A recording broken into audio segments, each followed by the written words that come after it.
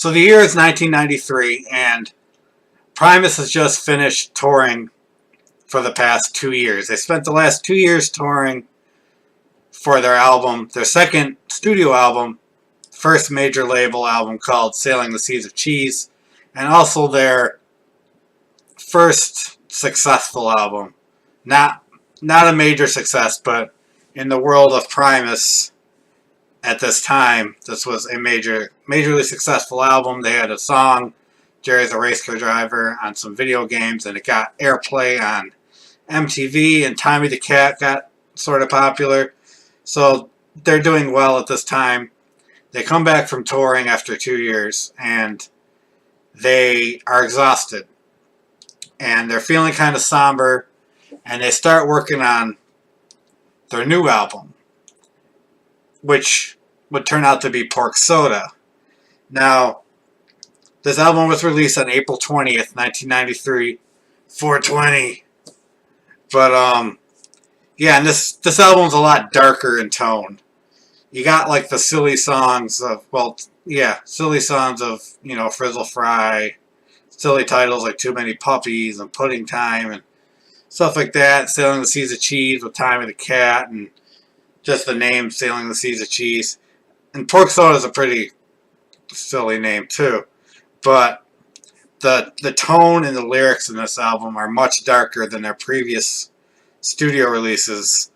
There's topics like murder, suicide, alienation, and Les Claypool himself have said that this album is so dark because they were just, it's kind of the mood they were in after 2 years of touring and being exhausted, and just how it was. So they released this album April 20th, 1993, and it was a really big success for them. Their biggest success so far.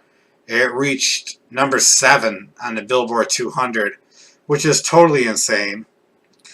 In fact, a reviewer at the time noted that Pork Soda was one of the strangest records to ever debut in the top 10. Ever. I really can't think of any stranger ones to debut that high up.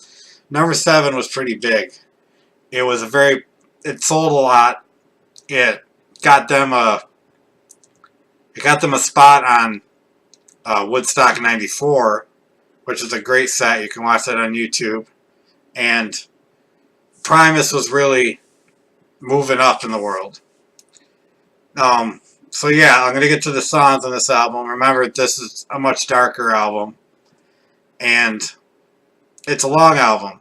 So doing the review was a little more difficult for this album. There's so many songs, and there's a bunch of instrumentals. I listened to the whole album straight through again. It's been a little while. But yeah, let's get to these songs. Number 1, Pork Chop's Little Ditty. It's really just an intro. They do intros to their album sometimes, and it's just an instrumental on the mandolin that introduces the album. Number 2, and one of their most famous songs, My Name is Mud. It's the first single from the album, and it's from the point of view of a blue collar man, possibly a blue collar tweaker, and named Aloysius Dabberdander Abercrombie, which is long for mud apparently. And it's about how he killed a friend of his after an argument, and is trying to bury his body. And there's a quote from Deliverance in it where he's like, "Where you going, shitty boy?" And if you've ever seen that movie, you know where that quote comes from. And it's the quote comes from the kind of character I think Claypool's trying to be in this song. And the video is really cool. It's a classic video.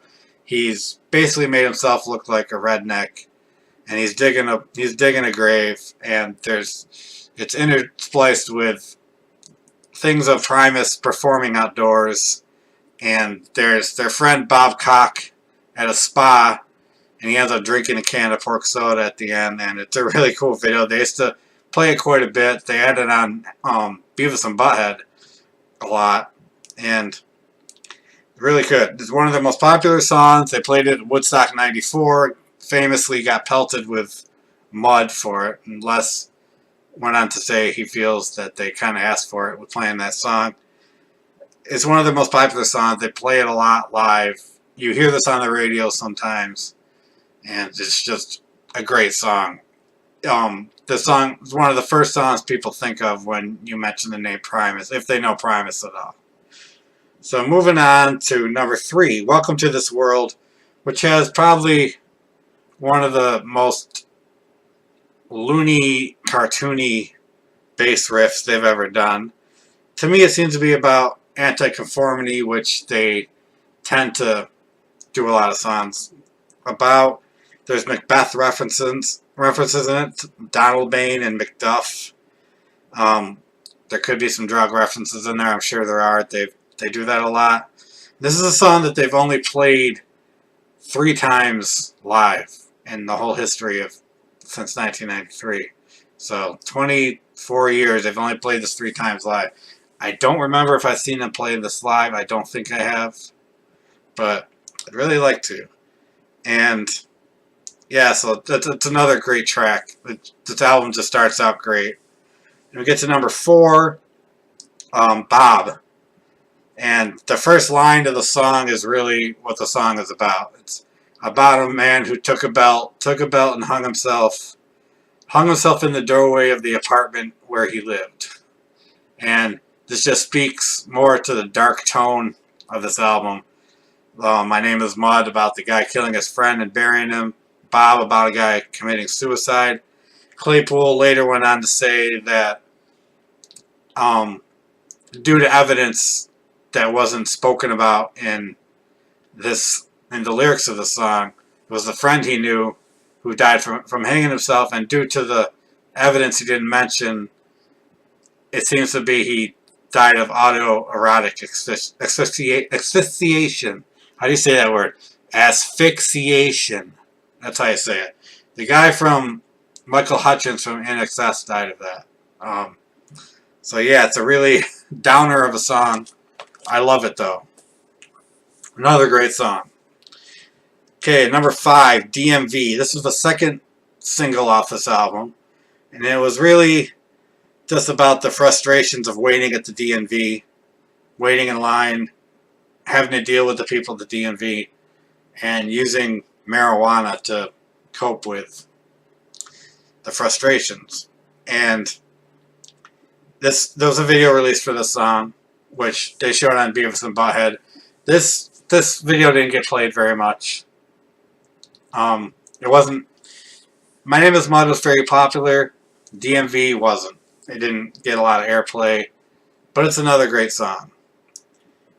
Number 6, The Old Diamondback Sturgeon, Fisherman Chronicles, number 3. It's basically it's part 3 of the Fisherman Chronicles. There was John the Fisherman, there was Fish On, and then there was this, The Old Diamondback Sturgeon, which is a kind of fish. And it's basically just the first person or first fish account of a fish getting caught and struggling with the hook in its mouth. It describes, seeing the bait and eating the bait and getting caught and trying to get away. And in the process of trying to get away, the hook digs deeper into its mouth. It's kind of sad when you think about it, but it's a really good song. I really like the bass line in this song. It's kind of crazy and all over the place, and I love it. Like a lot of Les Claypool bass lines. All right, number 7, Nature Boy. From the lyrics, this is one of my favorite songs on the album, by the way. It's about a man who's hiding in his house, pulls the blinds, and just does whatever he wants away from the social pressures of society because he's in his own damn house. And he gets naked, he dances around the house, talks about petting his cat, Aloysius. There's that name, Aloysius, again. And watching Ren and Stimpy and pornography and jerking off. So, yeah, that's basically what that song is. The chorus is like, but you don't see me, no one can see me. It's just a guy doing what he wants in his house with the blinds closed. And he calls himself Nature Boy. Very, very strange song, but I love it. I love when it fades out and comes back in at the end. I love the bass solo, is incredible in it. Just a really great song. Number 8, Wounded Knee. It's really just another instrumental, short instrumental. It's all percussion. It's all Tim Herb Alexander. He just drum and marimbas, kind of reminiscent of like a Native American kind of music thing. Calls it Wounded Knee over the Battle of Wounded Knee. So yeah, that's all that is. Pork Soda. At first time you hear this, you just think he's rambling. I still don't know all the lyrics for the song. Just goes on and on and on and on and on. And then he says, grab yourself a can of pork soda, you'll be feeling just fine. Ain't nothing quite like sitting around the house swigging on them cans of swine. Swine meaning pig. And about drinking a can of pork soda that's made out of pork. And that sounds disgusting, but it's kind of an interesting theory. And it seems to be about how people are obsessed with dieting and telling people, you know, have a can of pork soda, you'll be feeling fine, because sometimes you need that bad stuff in your life and to counteract the good stuff. The good stuff ain't so great without the bad stuff. So, yeah, I really like the song. He uses the stand-up bass in this song to great effect. I love it when he has a stand-up bass in the bow. It's just awesome. Okay, The Pressmen. It's the studio version of the song that originally debuted on the Suck on This album, the live album. And I said before how I prefer the live version on Suck on This, but I do like the studio version too. It's just about a guy who's a newspaper guy, a media guy, who just spends his whole life working on, he just cuts himself off from everything to work on what he does, to do his work. And some of it dwells on the self-importance of the media, feeling like, you know, we're the media, I have a right to know everything. It's the one line, I am the pressman, acknowledge me. And it's basically, I see it as about the media and how bad the media can be sometimes. So, yeah, I do prefer the live version, but this is a great version too. Mr. Crinkle, number 10. This is the third single off the album. Claypool says it's partly about speaking to Mike Borden, who is the drummer for Faith No More. They would call each other sometimes. They went to high school together. They were in a band together with Kirk Hammett from Metallica. And Mike Borden used to use the fake name Mr. Crinkle at hotels. So until someone pretended to be Les Claypool and tricked them and stole their equipment, something like that happened. And it seems to be, a lot of it seems to be more anti-commercialism and just preconceptions of the music industry, their mislabeling of music and stuff like that. Has a really memorable video. Claypool dressed in a tuxedo with a pig mask and pig hands and shit, just playing the stand-up bass with the bow again, and lots of crazy shit going on behind him. I believe his wife is in the video and her twin sister is in the video.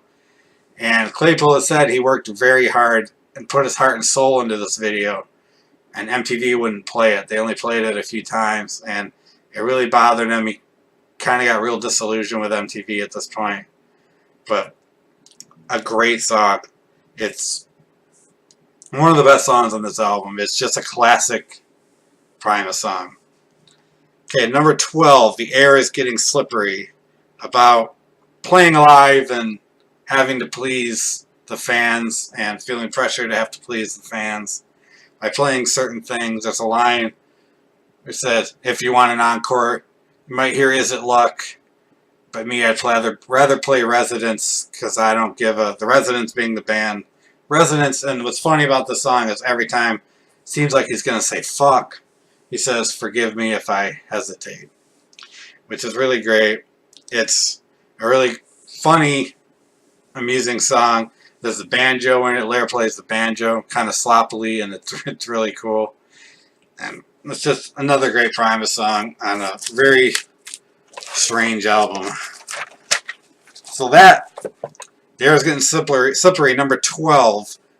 There's 15 tracks on this album. Number 12 is the last one with vocals. So number 13, Hamburger Train, is a badass bass instrumental, mostly bass. I mean, there's drums and shit in it too, but as I heard, Les went into the studio, just started jamming, and they turned this jam into the song. And there's a quote at the beginning that says, "You're the guy from the Hamburger Train, right?" Which is actually, I just found this out recently, is actually Pee Wee Herman saying that in a Cheech and Chong movie called Nice Dreams. But if you're into the bass, check this song out. It's an instrumental. It's a long instrumental. It's very good. Number 14, Pork Chop's Little Ditty, kind of a reprise of this. I've mentioned before how they like to reprise things from earlier in the album. And they do that again, just more mandolin instrumental. That's all it is. Number 15, the last song, Hail Santa. I think it's kind of a play on Hail Satan. And it's really just an instrumental with a bass and some bicycle bell noises in it. I don't know. Just a really strange album altogether. A really dark album. And a really great album.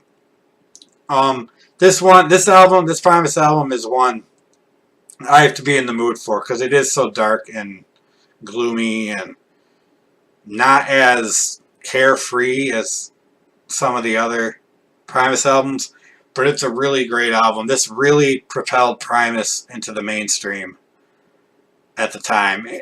Early 90s was really a really good time for artistic expression and just lots of different bands doing lots of different kinds of things, and all that stuff being accepted and commercially successful.